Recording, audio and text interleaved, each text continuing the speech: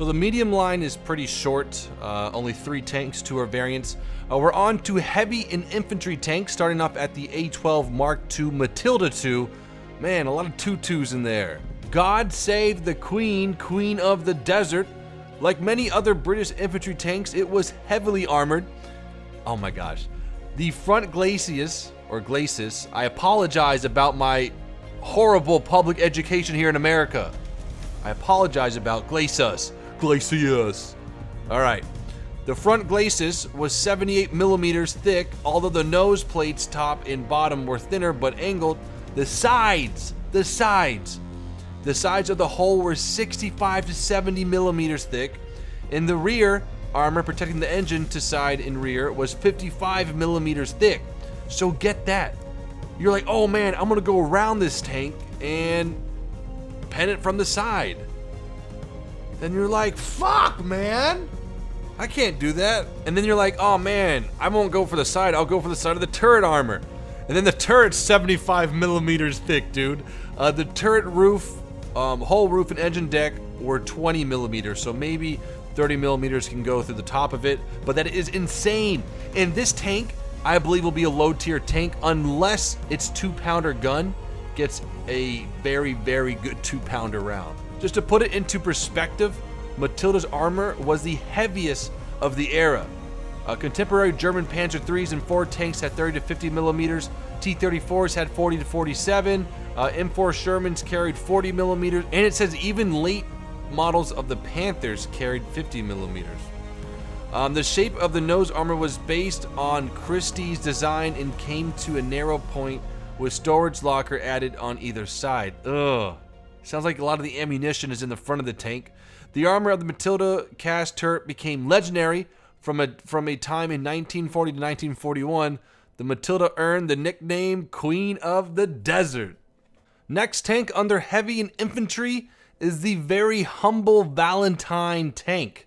You know what's funny? For like my whole life until like 3 years ago, maybe actually like 3 days ago, actually maybe 3 months ago, I used to say Valentine's all the time for like, hey, happy Valentine's, but it's Valentine. Isn't that weird, guys? Anyway, so I said this tank's very humble because it starts off with the most like lackluster tank, and as we go down variant until the end of 1945, this tank gets pretty damn scary.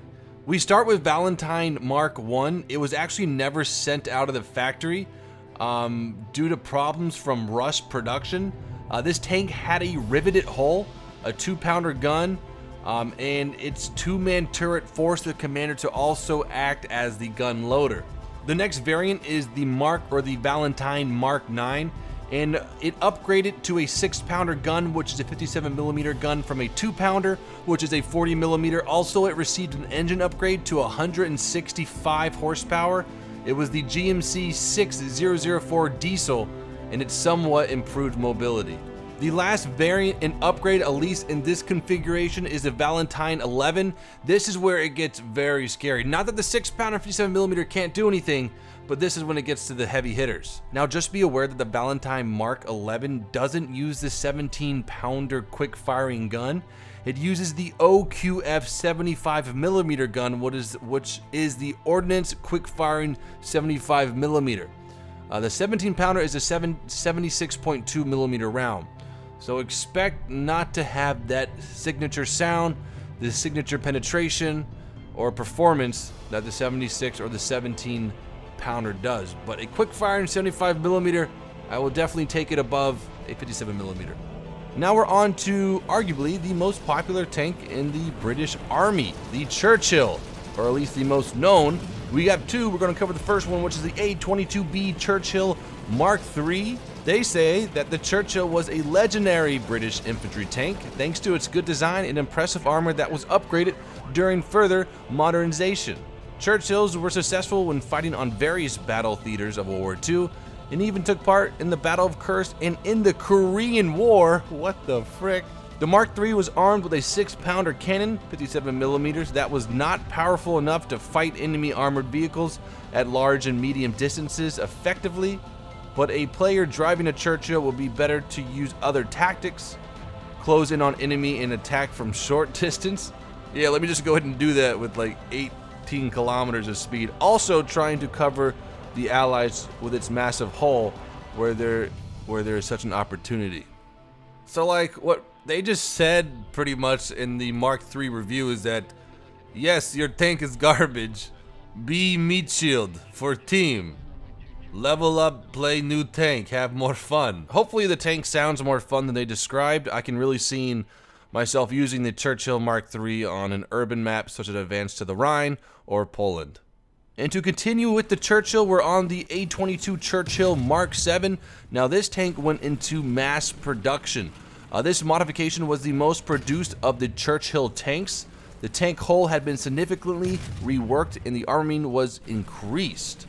It was the most heavily armored Churchill tank. It had 152 millimeters of armor at the front, which is over 30% more than its main rivals, the Tiger's H1 or E. They say in most situations it will take a lot of effort for a Tiger to penetrate this Churchill from the front, making the British tank invincible against German guns more often than not. War Thunder, do you know what the Tiger E is? It has APCR and 88 millimeter flat gun, and the I mean, like the H1 really does, you know. Come on, man. Anyways, the turret construction was also changed. An increase of the armor thickness resulted in an increased mass of the tank, which in turn affected its mobility, decreasing it. Also, the vehicle received a 75 millimeter gun that was capable of destroying German medium tanks. So I'm pretty sure that's the OQF 75 millimeter, which is the ordnance quick firing. So a very cool looking tank. It looks like it's much slower than the Churchill Mark III, but it does have a much more or upgraded gun to fight enemy tanks. The FV221 Canaran, or the Caravan as we all know it. The Canaran breaks up the traditional Churchill infantry tank and moves the British heavy tank into a much more mobile fighting force. Now it does have less armor, but it is sloped, but it's really not the best. This thing's gonna be a very weak heavy tank. Now the Mantlet does have 165 millimeters of armor, but it's not really gonna matter. This tank has a 20-pounder gun, which is a very, very high tier gun. And when you mix a very good gun with very little armor, it's thrown up in the air to how that tank will perform. On one end, we have a Leopard kind of looking tank, or the same setup, very low armor, very strong gun. But the Canaran does not back it up with the speed. This is going to be a slow tank with very little armor. Now, it does go 34 kilometers an hour, but it won't play like the Leopard or any kind of quick tank with little armor. This is going to be a semi-slow tank with a little bit of armor and a very strong gun. So we'll just have to wait and see how it plays. Maybe the 20-pounder gun will allow it not to even get close to the battlefield. The Conqueror Mark II, or the FV214 Conqueror, they say that the Conqueror will find its place at rank 5 of the British heavy tank line. This is a really deadly tank armed with an impressive, yes, very impressive, 120 millimeter gun mounted in a streamlined shaped turret. The Conqueror has good mobility for such a heavy tank and has APCR rounds with good penetration values from the start, and also HESH rounds that may also prove efficient against its rivals. Now, the whole design of the Conqueror was to counter the IS-3 or in response to the IS-3. If we take a look at some of the pictures that are given to us on the DEVBLOG, this tank looks freaking scary from the front. Really scary. I believe its upper and lower glacis, or maybe its upper glacis, is 178 millimeters sloped. It's like 7 inches of armor. It's really, really scary. And then you have a turret that I don't think can be penetrated from the front. Again, you'll have those SU-122-54R 7.62 millimeter. I'm just kidding. But you'll have those tanks that have like 410 millimeters of heat pen and that stuff. But just the way that the Conqueror looks with its turret in front presence is very scary. Also, they say that it is mobile. It is pretty mobile for such a big freaking tank. This thing weighs like 68 tons. And it can go like, I think like 22 miles an hour, 34 kilometers an hour. So it can move on the map. It's not bad. And I'm sure when you go downhill, you go a little bit faster as well. So I'm really excited to use the Conqueror. One thing that I would like to note is that the DEVBLOG kind of boasts about how it has an APCR round with good penetration and a HESH round. It doesn't really make any note on the Sabo or fin stabilized heat, but I guarantee you this tank will have to have one or the other. It can't just roll with armor piercing, right? It's got to have a Sabo or a fin stabilized to compete at tier 5. Indeed. Alright, so now we're on to tank destroyers and SPGs. The last column in the armored British ground forces tech tree for right now. Next up is the SP-17 PDR Valentine. So what SP means is self-propelled, PDR means prance, dance, revolution. I'm just kidding. It means 17 pounder and a Valentine. So this is a Valentine chassis, but on top of it, it has an Archer tank destroyer compartment, I guess you would call that, houses the crew or houses the armor on top of the tank and the 17 pounder gun. I don't care what chassis you put a 17 pounder gun on, I'm game. And so this thing should be around 3.7 to 3.3, no, or like, no, 3.7 to 4.7 BR. The top speed of this thing's around 34 kilometers an hour. Can move around the map pretty well, but the name of the game with this tank is it's a tank destroyer. Sit back and let those 17 pounder rounds fly. Next up is the A30 Challenger. Now this tank looks pretty darn cool. Looks like a Comet or Cromwell had a baby with a TOG. If you guys look at the turret of this thing, it looks like a TOG turret. Yeah, where is the TOG, guys? That just came to my senses. War Thunder, where is TOG? Where is DAG? Where's TOG at, okay? Please, War Thunder, we need the TOG. Anyways, this tank was given an even more powerful 17 pounder gun than the Comet. This cannon could even deal with heavy German tanks at both long and medium range. However, the tank was larger than its predecessors, the Cromwell and Comet. It had a longer and higher profile. The increase in weight resulted in a decrease in the tank's mobility.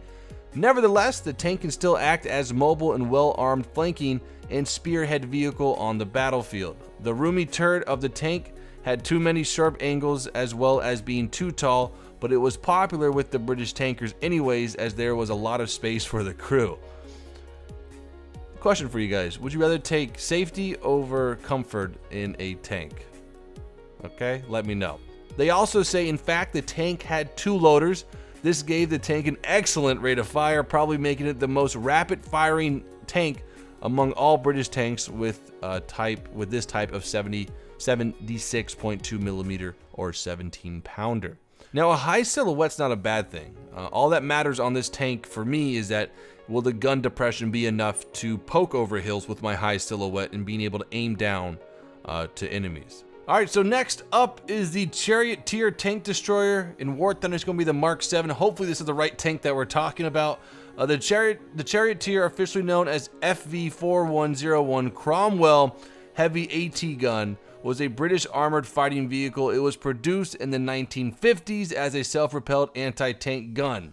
So instead of a 17 pounder, the Charioteer had a 20 pounder anti-tank gun. And so what they did in World War II, there were a ton of fucking Cromwells. There was Cromwells crawling ever, around like 4,000. So what they did is that they tried to mount a 20 pounder gun in the Cromwell, but the turret housing didn't really match up and it wasn't that effective. So what they did is that they redesigned the turret to house the 20 pounder gun. And the Charioteer is what you get. A very fast tank with a very strong gun is a deadly combination. The gun carrier 3-inch Churchill, the sexiest tank ever designed. Literally the sexiest tank. Man, those edges are so beautiful. Alright, so how this tank was developed and somehow put into service was because back in 1941, pretty much the only guns in service were the 6 pounder and 2 pounders and those kind of weapons. But the British were doing research into supplying tanks with high velocity guns, such as this 17 pounder. And that's what happened. A design team was given 100 guns and they were tasked to providing a vehicle for that. But at the time, there were no vehicles that could house the 17-pounder. So what they proposed is that they chose to use the Churchill hull and made it a fixed superstructure to house the 17-pounder gun. But seriously, the sexiest tank I've ever seen. Hats off. Just gorgeous. Last but not least is the A39 Tortoise heavy assault tank, super duper tank. One of the most ridiculous tank designs I've ever seen. You could compare this thing to the T-28 super heavy tank or the Mouse. But honestly, I feel like the Mouse was a much more useful super heavy tank than the A39 or the T-28. If we look at the speed for this tank, we're looking at 19 kilometers an hour. That's on road, and then 6 kilometers off-road. Hopefully that will be buffed so we can actually enjoy this tank. The armor that the A39 has is 178 at its weakest and 228 at its strongest. Now that's only on the hull, sides, and glacis and backs and stuff. It does have 33 millimeters on top of the tank, but that is a ton of armor, and it does have some sloping in front. This what makes this tank look kind of weird to me. Not that it looks like an alien race, but it has a 32-pounder gun. You know, very strong gun, very high velocity, 94 millimeters. I feel like what they should have done with this tank is you've already gone fucking insane making this thing. There's absolutely no practical use of this tank, you know, in later wars, but you know, it's 1940s and everyone's just crazy and batshit making tanks and stuff. Why not just add a 200 millimeter anti-tank gun on it? Make it look proportional, right? Or a 150 millimeter anti-tank gun. I mean, it looks like it's a huge tank with a small little wee gun. But don't get me wrong, that gun is really good. But alright guys, I hope you have enjoyed this video and are excited to play these new additions to War Thunder.